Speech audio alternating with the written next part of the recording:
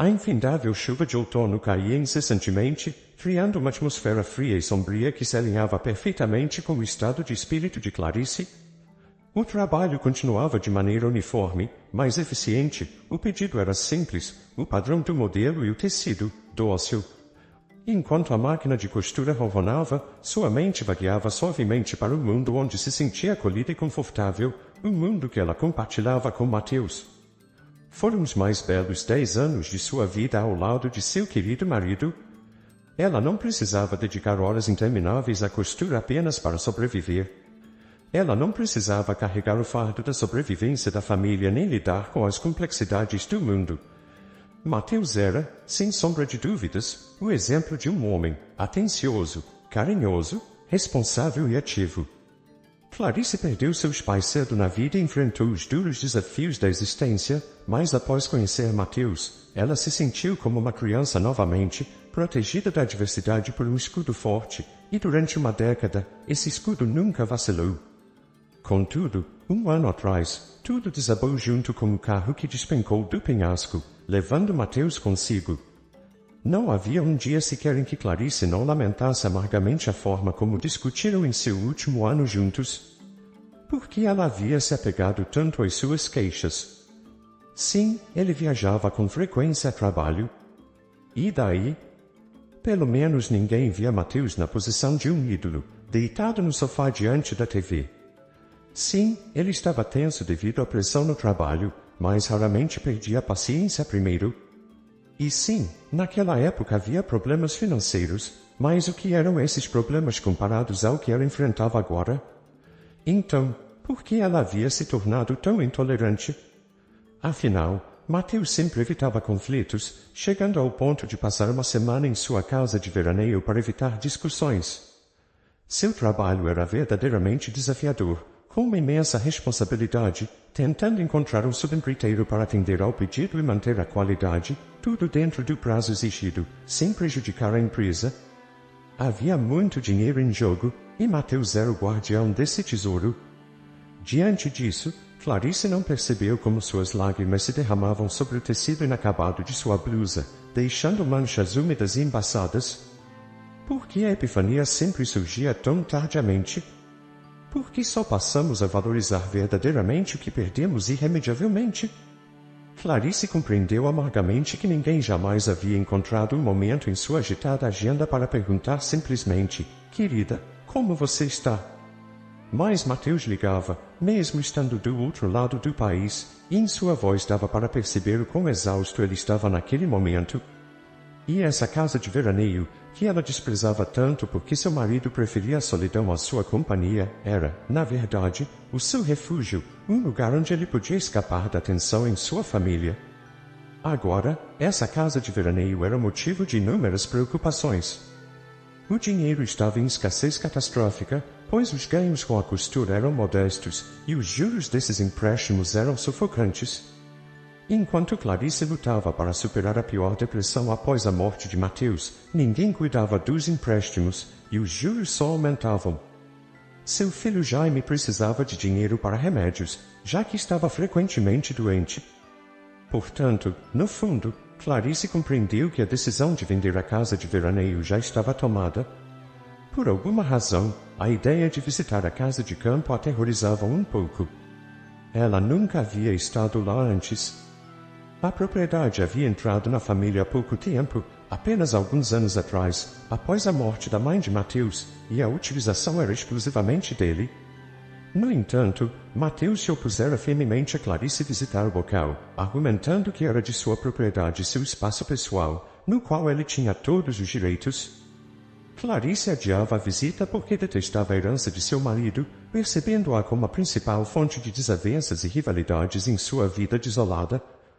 Mas não havia mais tempo para procrastinar, e finalmente, Clarice decidiu ir para lá com seu filho neste fim de semana.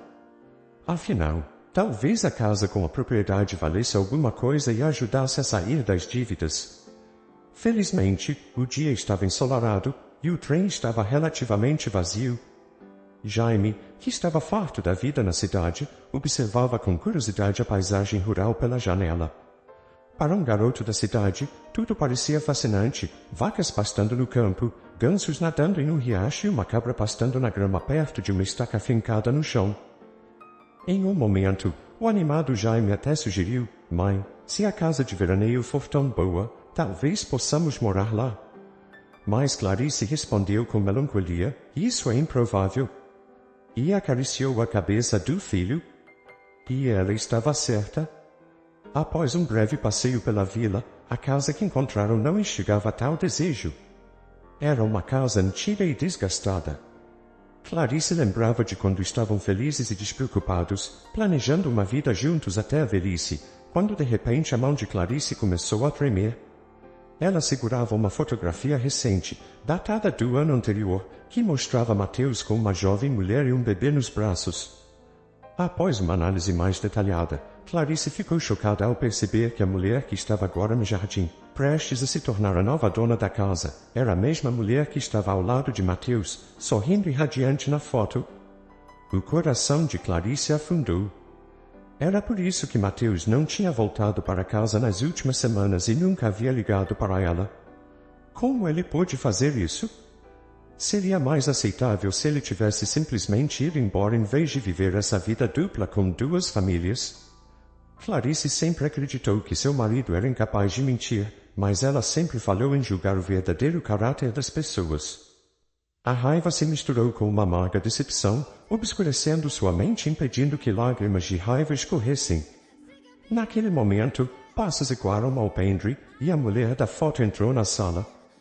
Clarice soltou um suspiro, sobrecarregada por uma avalanche de emoções. "Você? Como ousa?" Clarice confrontou a mulher intrusa.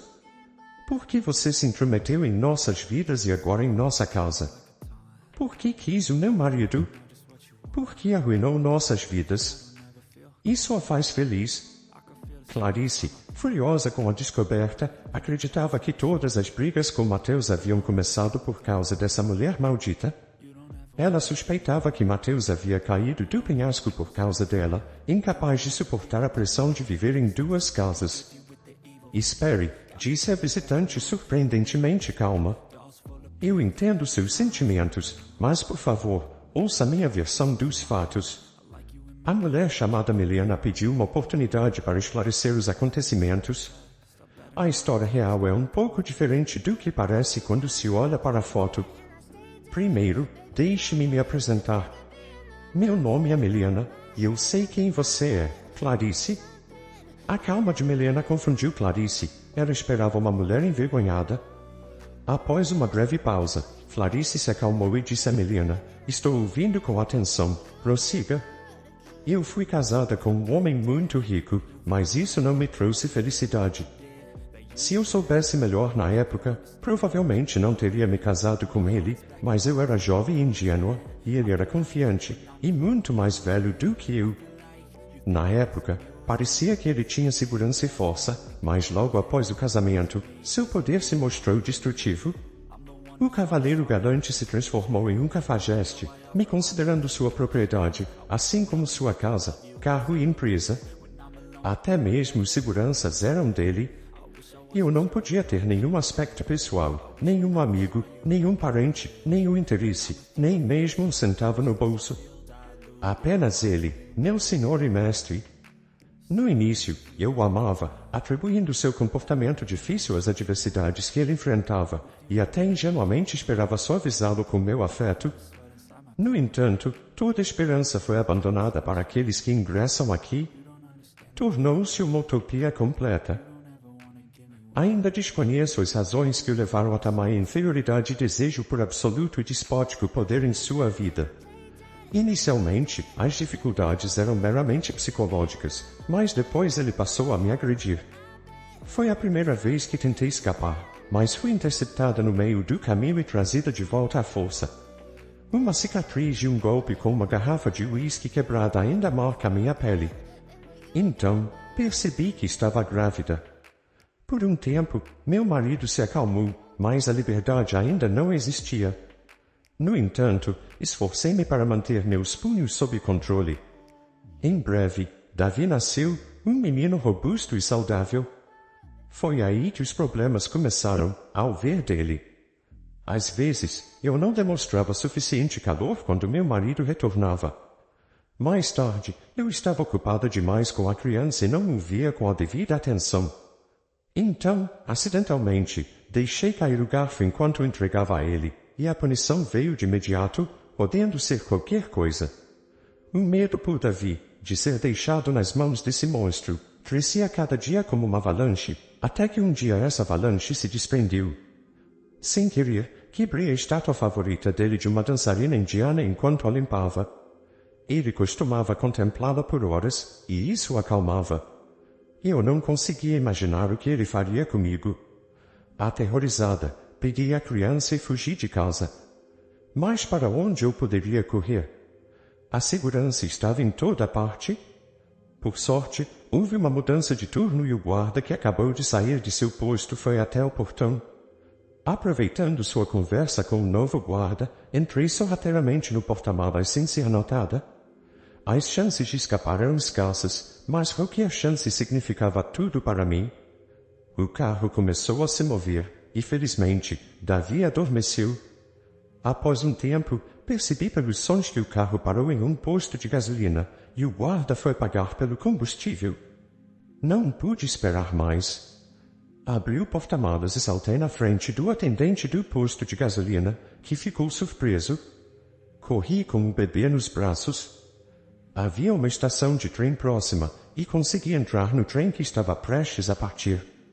O atendente do posto de gasolina, aparentemente, optou por não se envolver em uma situação estranha, então não houve perseguição no trem ou na próxima estação. Mas não estava iludida. Assim que meu marido retornasse, ele ordenaria imediatamente a revisão das câmeras de segurança e enviaria seus capangas atrás de nós. Portanto, após recuperar o fôlego, desembarquei em uma vila desconhecida após algumas paradas. A noite estava caindo lentamente, e a chuva começou a cair. Caminhei pela beira da estrada com Davi chorando, sem ideia do que fazer.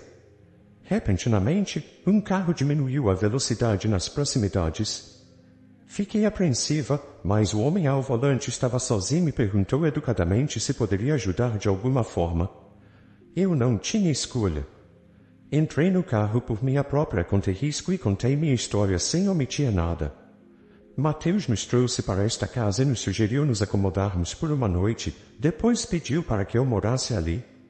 Eu juro que nunca tivemos um relacionamento. Ele era fiel a uma mulher e amava somente a você. Além disso, ele era profundamente preocupado com as frequentes discussões em sua família. Embora demonstrasse uma imagem de masculinidade, ele revelou sua vulnerabilidade. Costumava compartilhar comigo fotografias de sua família e relembrar minuciosamente os detalhes de sua vida. Talvez tenha sido mais fácil para ele confiar em mim, sendo uma estranha. Nesta residência, ele mantinha um hobby secreto que o envergonhava e considerava quase uma fraqueza. Em uma ocasião, enquanto tentava lidar com o mau humor, Mateus experimentou a escultura em madeira e se deixou levar por ela. De maneira surpreendente, quanto mais perturbado se sentia, mais belas as figuras de madeira que criava se tornavam. Seu foco principal era esculpir animais com grande semelhança à realidade. Até tentou vendê-los, e os compradores rapidamente reconheceram seu valor, o que levou a minha vida tranquila e secreta aqui, até que descobri que meu marido sofreu um derrame maciço durante outro acesso de raiva, tornando-o indefeso como uma criança. Imediatamente, providenciei sua internação em uma clínica particular e, atualmente, sou a administradora legal de seus recursos devido à sua completa incapacidade. Então, por que você ainda precisa desta casa de verão? Questionou Clarice, que havia se tornado reclusa. Uma lembrança constante da desventura, do bom homem e da realidade de que a determinação desesperada às vezes produz resultados. Isso também é um testemunho de que pessoas comuns podem realizar verdadeiros milagres. Clarice voltou para casa com um sentimento triste e reflexivo. Ela mal conhecia seu próprio marido, até um estranho compreendia melhor do que ela. Mateus, ao que parecia, tinha receio de mostrar fraqueza para sua esposa e de não estar à altura de sua reputação como o chefe inabalável da família. Ele manteve sua habilidade de esculpir figuras de animais de madeira em segredo para evitar desentendimentos com sua esposa. Eles tinham uma figurinha, um presente que Mateus deu a Jaime pouco antes de sua morte. Era um grande urso de pé sobre as patas traseiras, parecendo alerta para um possível ataque ou se preparando para se defender. Apesar da pose dinâmica, o urso era adorável e simpático. Aparentemente, Mateus valorizava muito o brinquedo e se recusou a vendê-lo, alegando que o comprou em um mercado. Foi assim que ela percebeu que estava vivendo como um homem que habitava dois mundos paralelos. A venda da propriedade transcorreu rapidamente e toda a documentação estava em ordem, mas após o negócio, as duas mulheres, unidas por uma memória compartilhada, não queriam se separar. Milena frequentemente convidava Clarice para a casa de verão, o que trazia alegria a Jaime. Passavam momentos agradáveis com conversas, produzindo compotas de maçã e morango e compartilhando seus planos. Devido à falta de irmãos, Jaime assumiu a responsabilidade de cuidar do jovem Davi e se tornou, aos poucos, um verdadeiro irmão mais velho. O dinheiro obtido com a casa de veraneio ajudou a pagar as dívidas, e a vida começou a melhorar. A aguda dor da perda se transformou lentamente em uma tristeza mais suave, repleta de memórias. No entanto, ainda enfrentavam desafios financeiros. Clarice tentou buscar um emprego melhor remunerado, mas até então não teve sucesso. Ela se sentia deslocada à medida que a vida progredia, demandando habilidades que ela ainda não possuía. Uma solução urgente era necessária. Clarice recusou com firmeza todas as ofertas de ajuda financeira de Milena. Em um dia nublado de outono, enquanto Clarice estava atormentada por pensamentos sobre sua própria sobrevivência, ela foi surpreendida por um ruído alto e pelos soluços desesperados de Jaime. Correndo apressadamente para o quarto, com o coração palpitando, ela encontrou o urso esculpido em madeira com um pino quebrado caído da prateleira, e seu filho inconsolável por causa do brinquedo danificado. Seu coração se acalmou quando ela pegou o brinquedo do chão e disse: Jaime, pare de chorar desse jeito imediatamente. Você me assustou, quase morri. É de madeira, você pode consertá-lo. Curiosamente, a figurinha estava oca por dentro. Intrigada, Clarice pegou seu celular e iluminou o interior com a lanterna. Para sua surpresa, encontrou dinheiro enrolado em um tubo, junto com uma impressão de um site que vendia artesanato. Sentindo-se sobrecarregada, Clarice se sentou rapidamente em uma cadeira. Mateus, você ainda está ajudando sua família mesmo após sua morte? Por que escondeu seu talento? As esculturas que você fez com tanto amor renderam tanto dinheiro. Acredito que você queria surpreender seu filho mais tarde, quando ele crescesse, mas não teve tempo. Incapaz de conter suas emoções, Clarice cobriu o rosto com as mãos e começou a chorar, deixando a tristeza fluir livremente. O urso quebrado se tornou o ponto de partida para Clarice iniciar seu próprio pequeno empreendimento. Depois de muita reflexão, ela tomou uma decisão aparentemente pouco lucrativa: vender flores. Sim, era um produto exigente e volúvel, mas também era algo que ela amava profundamente. Clarice sempre teve uma paixão por flores, cultivando-as em janelas, no jardim da frente e no quintal da avó desde a infância. Para ela, as flores eram como seres especiais, cada uma com suas características únicas e até mesmo um temperamento próprio. Ela podia conversar com elas, cantar canções sentimentais para elas, cuidar delas e testemunhar seus botões e folhas jovens florescendo em resposta. Clarice acreditava firmemente que o sucesso só poderia ser alcançado em um negócio que alguém verdadeiramente amava. Portanto, ela escolheu se concentrar nas flores, tanto as de interior como as de corte. Em pouco tempo, Clarice abriu uma loja na cidade. De suas janelas, botões de rosa, cravos, gerberas e uma variedade de orquídeas, violetas, gardênias e outras flores exóticas de climas tropicais encantavam os clientes. Seu negócio prosperou. Clarice, que conhecia o caráter de cada planta, compartilhava voluntariamente segredos e dicas de cuidados com os clientes. Ela dominou a arte de criar arranjos florais e se aprofundou no estudo das peculiaridades da venda de flores. Seu gosto inato e senso de estilo se tornaram ativos inestimáveis. As composições que ela criou eram requintadas e únicas, e Clarice gradualmente começou a construir seu próprio círculo de clientes leais, que incluía Milena, é claro. Envolvidas em conversas sobre arranjos florais, as mulheres já estavam planejando seu jardim de primavera em suas casas de veraneio. Elas discutiram quais flores e arbustos plantar, onde criar canteiros de flores e onde posicionar as hastes curvas de rosas e arbustos. Sem que elas soubessem, fevereiro passou com cuidados e preocupações, e com ele veio o aniversário de Mateus. As mulheres se reuniram no cemitério. O dia estava claro e não muito frio. Comparecer à igreja antes do cemitério lhes deu um sentimento especial, e a tristeza pela perda tomou um tom de reverência à inevitabilidade da eternidade. O cemitério estava silencioso. É um símbolo da vida triunfando sobre a morte, disse Milena pensativa, espalhando algumas sementes de amendoim que encontrou no bolso sobre a neve cobrindo as sepulturas. Para chegar ao túmulo de Mateus, elas tiveram que atravessar a profunda neve que cobria as sepulturas, parecendo um tapete branco e fofo e intocado. Clarice, incapaz de conter suas lágrimas, soluçava, enquanto Milena mantinha sua compostura em silêncio. Não conseguimos sequer proporcionar um memorial adequado para Mateus, lamentava Clarice entre soluços. Você acredita verdadeiramente que os falecidos necessitem de lápides de nossa parte? Milena ergueu seus olhos de forma súbita e com determinação. Eles requerem nossa memória, e uma lápide é apenas uma maneira de nos confortar, de assegurar que fizemos tudo ao nosso alcance. Não economizamos esforços. As mulheres permaneceram no local por mais algum tempo. Clarice pediu perdão ao esposo, enquanto Milena murmurou uma prece silenciosa. O breve dia de inverno estava prestes a ceder espaço à noite. Abraçando-se, as amigas partiram em direção à saída do cemitério. A partir desse dia, a alma cansada e atormentada de Clarice gradualmente encontrou paz, seus pensamentos se esclareceram e o peso do remorso se tornou mais leve. A primavera chegou rapidamente e, um dia, Clarice recebeu uma chamada de um número desconhecido em seu celular. Clarice, sou da polícia e gostaríamos de discutir seu falecido marido. Clarice sentiu um súbito aperto, seu corpo ficou gélido e um nó se formou em seu estômago. Qual é o motivo? Meu marido faleceu em um acidente há 1 ano e meio, respondeu ela. A voz segura do homem do outro lado da linha forneceu o endereço e orientações para que ela comparecesse no dia seguinte para mais informações.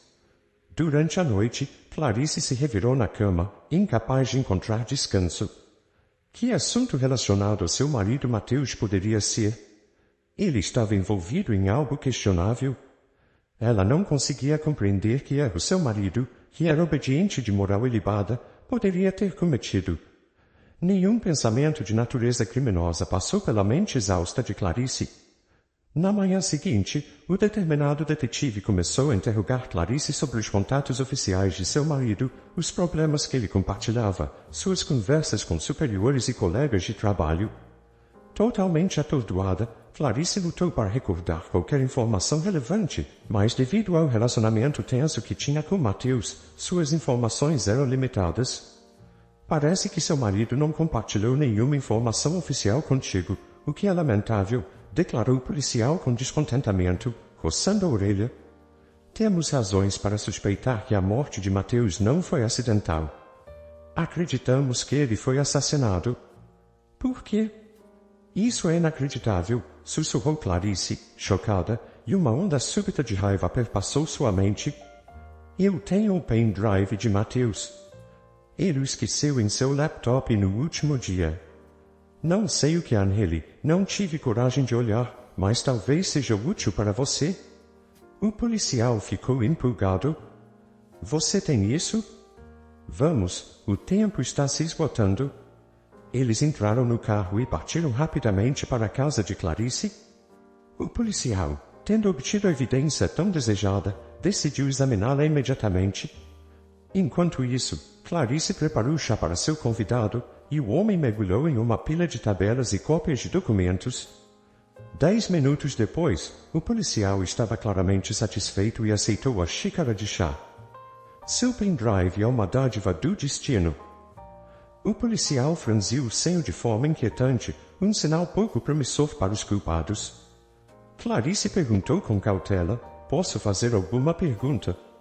Falando abertamente, é impossível, confirmou o homem. Continuaremos com este caso, e você descobrirá tudo quando o silêncio for quebrado. Ele indagou: é complicado para você e seu filho? Sem uma ocupação, talvez não seja mais assim, respondeu Clarice. Consegui inaugurar um quiosque de flores. Se você visitar minha loja, montarei o melhor arranjo para sua esposa. O policial franziu a testa abruptamente. Um arranjo não será necessário.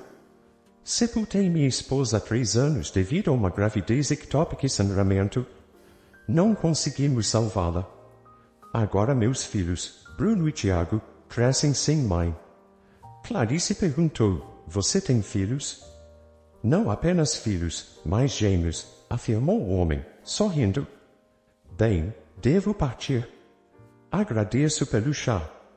Meu nome é Fernando, disse o policial, sorrindo, e se dirigiu ao carro. O caso da morte de Mateus foi realmente encerrado no julgamento. Clarice descobriu que seu marido havia encontrado informações indicando que alguns membros da administração da empresa estavam desviando dinheiro por meio de documentos falsos para transferir fundos para suas contas pessoais. Infelizmente, ele não teve a oportunidade de compartilhar isso com membros neutros do conselho de diretores. O SUV que ultrapassou bruscamente conseguiu seu intento. Mateus perdeu o controle do carro e caiu de um penhasco. Fernando pessoalmente convidou Clarice para a audiência. Foi incrivelmente difícil, mas, na opinião de Clarice, era absolutamente necessário. Ela queria ver se a justiça prevaleceria para as pessoas que haviam tirado suas coisas mais queridas.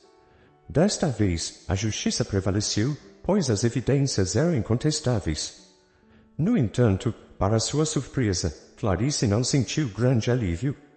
Mateus nunca voltaria, e ela acreditava que essas pessoas eram como cegos brincando com as vidas uns dos outros, sem remorso.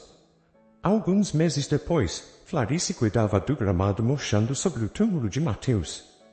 Desta vez, estava sozinha. Por muito tempo, foi atormentada por uma pergunta sem resposta definitiva.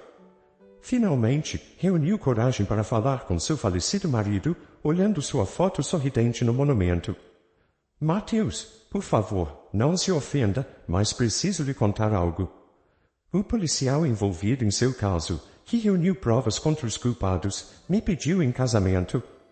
Ele também é viúvo e está criando 2 meninos sozinho. Não seria bom para eles crescerem sem mãe, e Jaime está crescendo, ele poderia usar uma figura paterna forte. Fernando é um homem bom e confiável. Mateus, você ficaria chateado se eu aceitasse a proposta dele?